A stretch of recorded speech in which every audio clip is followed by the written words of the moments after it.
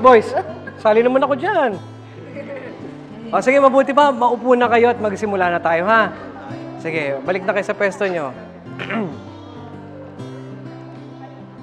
Ano ba yung pinag-uusapan ninyo at parang seryosong-seryoso kayo, ah? Ha, boys?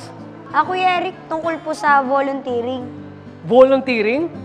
Bakit? Saan nyo gustong mag-volunteer? Kahit saan po.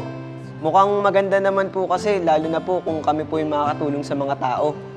Maganda talaga yan. Ang pag-volunteer ay isang bagay na dapat bigyan mo ng dedikasyon. Hindi ka babayaran dito at dapat gawin mo ito ng bukas sa iyong puso. Di po ba may fire volunteers din? Oo, tumutulong sila sa pagsugpo ng apoy. Yun po ang gusto namin.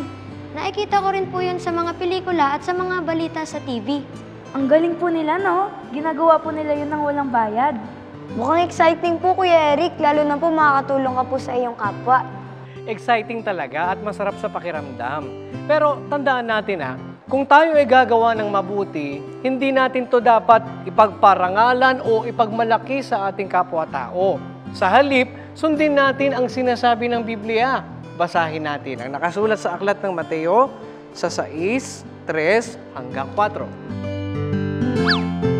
Datapwat, pagka ikaw ay naglilimos, ay huwag maalaman ng iyong kaliwang kamay ang ginagawa ng iyong kanang kamay, upang ang iyong paglilimos ay malihim, at ang iyong ama na nakakikita sa lihim ay gagantihin ka.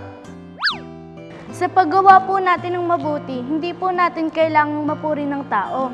Ang Diyos po mismo ang gaganti sa kabutihang ginawa natin. At yan ang ating verse of the day!